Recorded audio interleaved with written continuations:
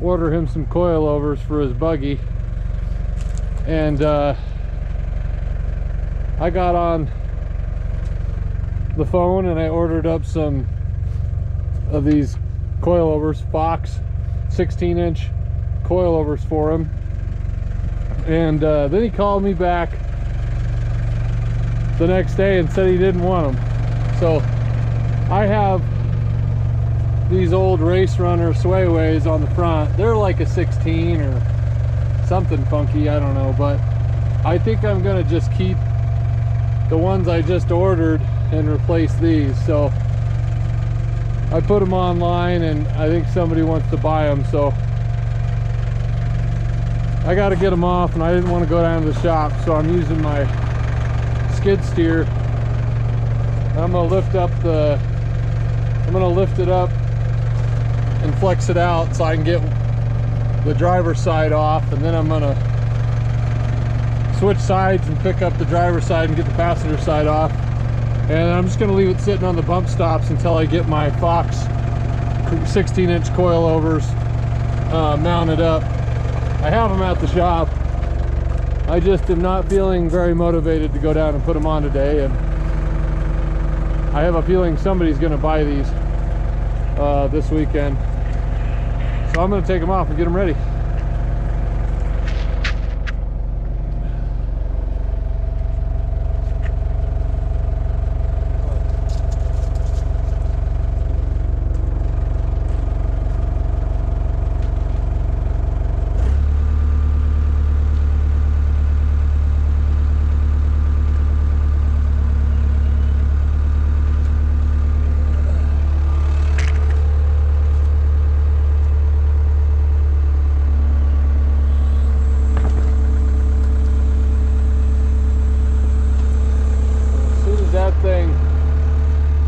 Side flexes out all the way.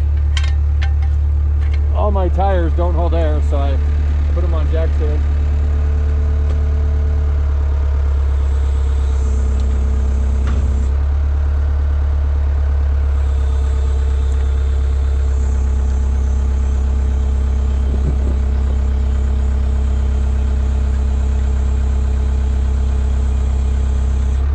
Okay, the tire's picking up off the ground. I'm gonna set it back down just a little bit.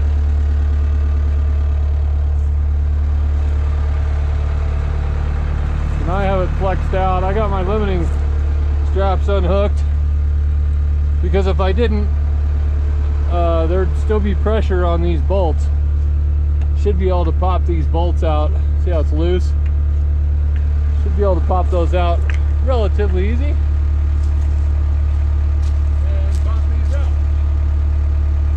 Bottom one first. Alright.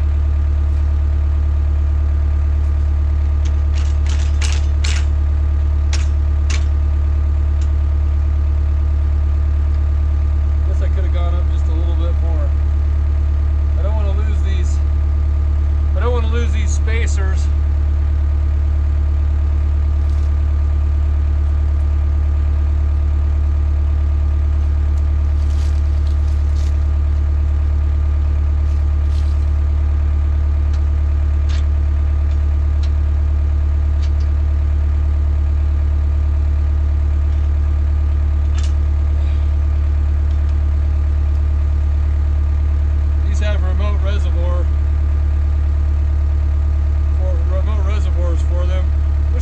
Shocks.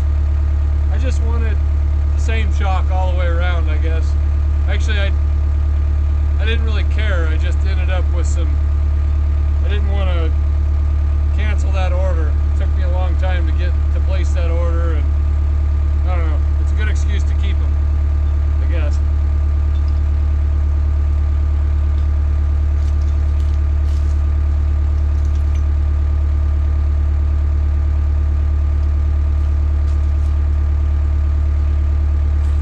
Okay, now I'm going to set it down,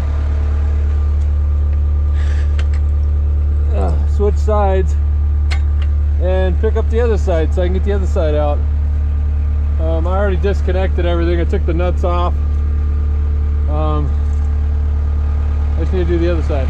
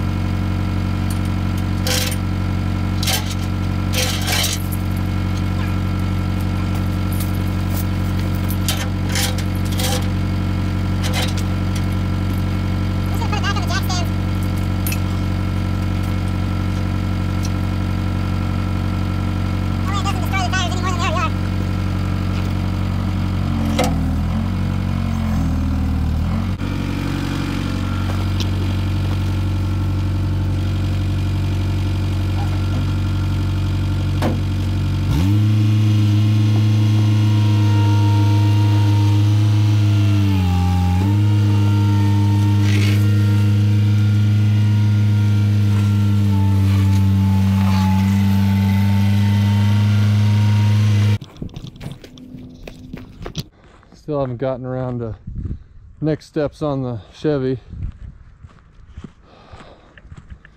Not sure what we're gonna do next. Come on, Baxter. Careful. It's about 15 degrees up here. It's pretty chilly.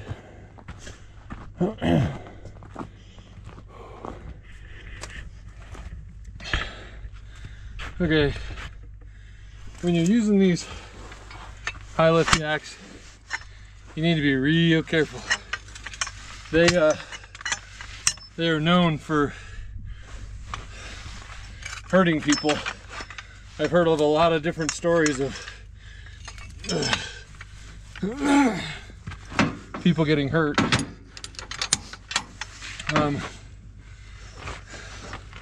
A couple weeks ago, well, a couple months ago I should say, a buddy of mine was using one of these on his trailer, and it slipped out and busted him in the lip, broke 2 of his front teeth.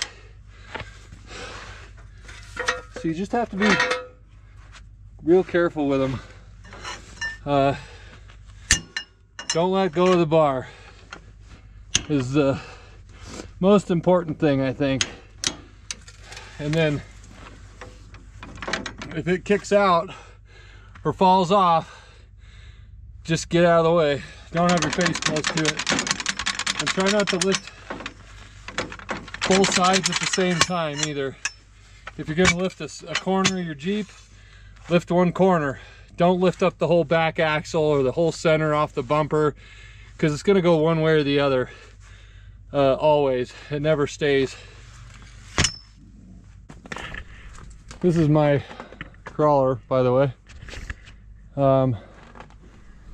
It's got a Dana 60 front Chevy, 35 spline stock inners. Actually, I switched out to the chrome ollies, inner and outer, 35 spline. I am running stock Spicer U-joints. They seem to hold up pretty good for what I do. I do some pretty, you know, probably the hardest trails in Colorado pretty much, and they hold up. So this is just a 5.7 liter V8, probably a couple hundred horsepower. It does the trick. I got it out of a 92 Buick Roadmaster 2-wheel drive. I plumbed the radiator to the back because there was no room for it up front here, so I ran it down and around, and then I went to our place and I got some aluminum tubing, and I tried to make them in 2 pieces, go all the way to the back, but I couldn't get them in there, so I ended up having to cut them once. So there's 4 pieces of aluminum tube, and they're connected by a couple pieces of rubber hose halfway back. Underneath the seat there's a connection, and then I bent them to come up right there and connected to this. I think this is a Ford Ranger. I know, I said it. It's a Ford Ranger radiator, but it seems to work. Hasn't caused me any problems. This is a Dana 60 or Dana 60-70 combo, I guess. It's a 60 actually with larger spindles. So a lot of people will take a regular 60 and drill out the spindles so they can fit 35 spline Dana 70 shafts. So you could slide a 35 spline right in there. I took off the drum brakes and I went with disc brakes. Those are just Chevy, I think 1/2 ton, and I don't remember where I got those brackets from. Like I said, Fox 16-inch rear coilovers, crawler, BFG stickies all the way around that are pretty beat up.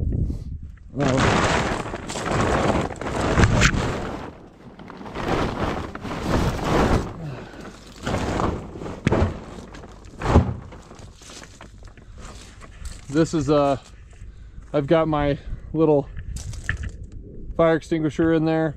It's a 5-pound, actually. It's not too little. And then that's a fuel cell out of, I don't know, sand rail or something. I made this little box here to strap tools and cooler and whatever else to. Mufflers I got for free from the junkyard. My lower links are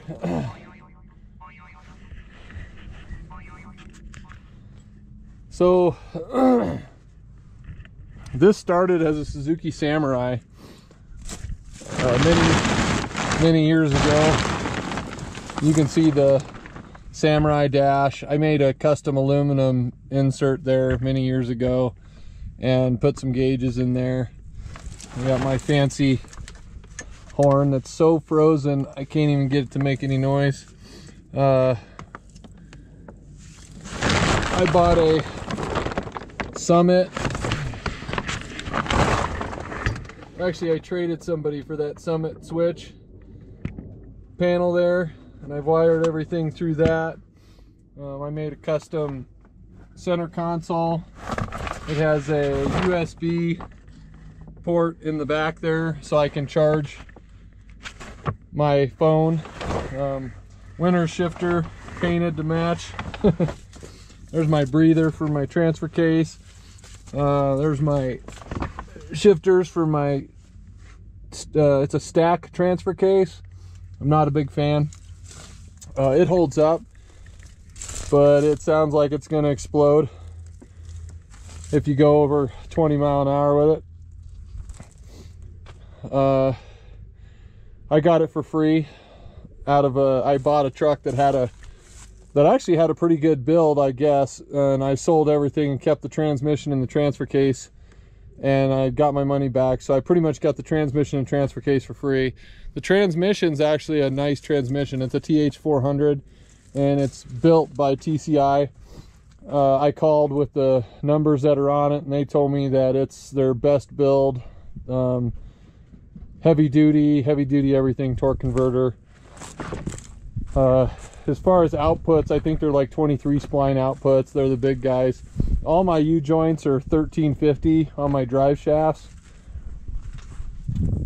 My lower links are, I believe, 1 3/4, 3/8 wall. Could be, actually I think they're 2 inch, 3/8 wall. Yeah. And then my uppers are 1 1/4 or 1 1/2 quarter wall. So it's pretty good. My drive shafts are actually pretty beefy. I got them from a place down in town that does me really good, and they're quarter wall, I believe, and they're still bent right there. But they, you know, and they wobble a little bit, whatever, but I don't go very fast in this. It's a rock crawler. So I crawl with it.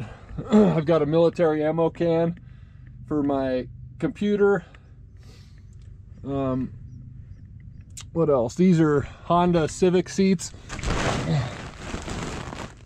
Most of the stuff on this thing I got for free. This is out of a junkyard. It's a fan off a, I don't know what, a VW or something. I did buy that, or no, I think I got that given to, that's my transmission. Power steering cooler I actually ran out of my orbital ball valve. So my steering comes down. I made a custom, I cut up a few Suzuki Samurai drive shafts and weld them together. It goes through these headers. These headers are for a conversion on a S10 that I got for free. And then I mounted them to my orbital ball valve. I'm running my stock GM power steering pump. It seems to work just fine. It's a little laggy. It's not like a PSC or something crazy, but it does the trick. I'm running it out of that into a cooler up underneath my floorboard there, and then back to the reservoir that's mounted right on it. I'm running a stock alternator to my winch with no issues, I guess. I mean, I've had this buggy built for quite some time now. I've been working on it for 20 years, probably. I put the V8 in it 10 years ago, maybe, and I've only gone through 2 used, I think that's the second used alternator that I had. I mean, the alternator that was on it was the one that was on it originally. I got rid of the smog stuff, I think that was right here, or AC. It might have been the AC. One of those is smog and one of those is AC. I put this idler pulley you can just get online and find. Got rid of that crap. But this alternator that's stock seems to be doing a great job with the winch. It's broken quite a few times. It started out as 110 feet, I think, or something, and now I bet you it's 60 feet, if I had to guess. Optima battery. I got my own custom high steer arms that I built. I work at a fabrication shop, so all the fabrication stuff I did myself. These are 3/4 plate that I plasma cut out of steel, did with SolidWorks. This is the same stuff, 3/4. That's quarter wall going across my axle there. I have 5/16 supports that kind of come off the axle, connect to my tower, and connect to this more quarter wall. This is 1/4 inch. This is 1/4 inch. The reason it's all heavy duty like that is because this is the 3rd time I built this steering setup. I've broken it and destroyed it and damn near ripped it off a couple times. So this is the 3rd attempt. The high steer arms seem to be holding up pretty good. They loosen up every once in a while. It'd be better if you got if I got some crane stuff or something that has actually slots in it so it doesn't loosen up. But I have a Detroit front locker. I'm running 617 gears, which are pretty low. Everybody says that they're too low and you're gonna, break your pinion or something, but I've had them in there for many years. I have had to replace one set of gears because a small chunk came off of the ring gear. The pinion gear was, maybe it was the pinion gear. Yeah, it was the pinion gear. Also, my front diff I hit one time and it leaked all the fluid out, and I munched up my ring and pinion a little bit on the front there, but I cleaned it out. It actually lost, there's probably 1/4 inch of material chewed up and sitting in the bottom of it. I cleaned it out, wiped it out several years ago, resealed it and filled it back up with oil, and I'm running the same chewed up ring and pinion, and it seems to be holding up just fine. The rear is spooled. I just have a 35 spline spool in the rear, and it hasn't had any issues. Aside from when I had 30 spline shafts in this thing, I broke them all the time. So now that I have 35 spline stuff, I've never broke a rear with the 35 spline stuff. So what else? I ran my exhaust along the outside there, and I put this piece of 7 gauge over it. Looks like I'm missing a bolt that I need to put back in, but that seems to hold up pretty well. All my stuff underneath it's pretty tucked and pretty beat up. I've dragged this buggy over mini rock. Some rims a buddy gave me. He rolled down a hill and he bent them all up, so I cut the centers out of them because they were the wrong offset anyways. I wanted a different offset, so I welded in some 5/16 plate. I've got a video. Those rims, those are Warren dry flanges, 35 spline stuff. This Chevy front 60 was actually a dually when I first bought it. I had to buy the hubs for 300 bucks and do a little bit of converting with the front axle. These are Fox bump stops. I kind of like them in the front because I seem to come down hard on stuff when I'm being a little more aggressive, getting to the trail, bawhawing through the stuff, and that way I don't bottom out. And I took out the 2-inch spacer pucks that are inside, and I put 4-inch ones in there so they don't stick out as far. And that's just 1.5 inch 8th wall tubing out of what did I get that out of? I don't remember. I think it's a Geo Tracker or something. I honestly can't remember. It's been so long since I bought that. Custom high-tech brake lines ran to the front and to the rear. I had a proportioning valve on it, but I really didn't find it necessary. I did put a line lock on it so I can step on the brakes, and I can turn that on and it locks up the rear brakes so I can front dig, because I can disengage the rear axle and just have the front one engaged. This is stock Suzuki Samurai firewall.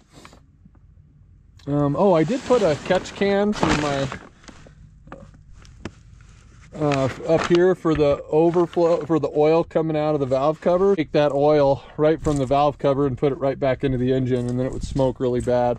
So that thing catches it. I drain it every couple trips, or every trip if I've rolled it or gotten really sideways. And 1/8 eye or 3/4 eye 7/8 stem Heims. I got those for free also from a guy that was doing a build. He stepped it up and went to even bigger stuff. So these lower links were on a buggy that had a 454 big block in it. This fan I put on for, this is a Jegs. I made a custom aluminum shroud for it and bent it to where it kind of fits on there. I made these brackets to bolt it on there. Here's a better view from over here. And I just riveted it on there. I made some brackets that do the same thing underneath. 105, and these are 200 lowers. So I have 16-inch 250 200s, and then I've got 14-inch 105, and they're really soft, so it's a really smooth ride. And then I've got some tenders here. The fronts, I'm going to stick with what I had on there.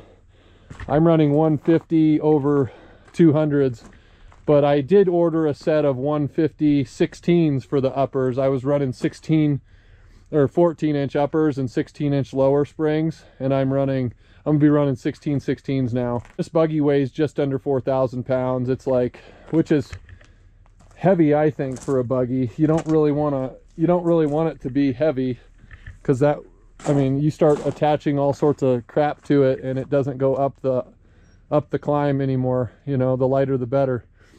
All these guys bolt these rear tire carriers and swing out jerry cans and 500 pounds of tools, and they wonder why they're breaking stuff and not making it up the trail. This thing being super light will go up anything.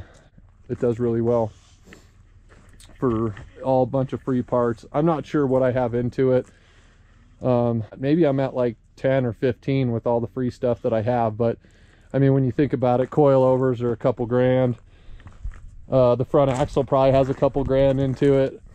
All the material and tube and time was free, but the motor was free, you know, because I work at a metal shop. The motor was free, the transmission was free, transfer case was free. Rear axle, I think I paid 150 bucks for, but I still have $600-700 into it with the stuff. But I'm running stock 35 spline Dana 70 shafts. I mean, I just have a spool that cost 100 bucks or maybe 150 bucks, and I have a set of gears that are a couple $100 in the rear, and a bearing kit, and a yoke, I think. Drive shafts are $200-300 bucks a piece. Radiator I paid 100 bucks for. All the exhaust I got for free. The switch kit, that switchboard, I made something for some guy, and he gave me that switchboard for free. So there's not a lot of money in this thing, but I've been working on it for 20 years. So this light I got for free. It's actually, I just put it on there, and I haven't had a light on this thing ever. So whenever it got dark, I was always the one following somebody, or had a flashlight sticking out the window because I couldn't see where I was going.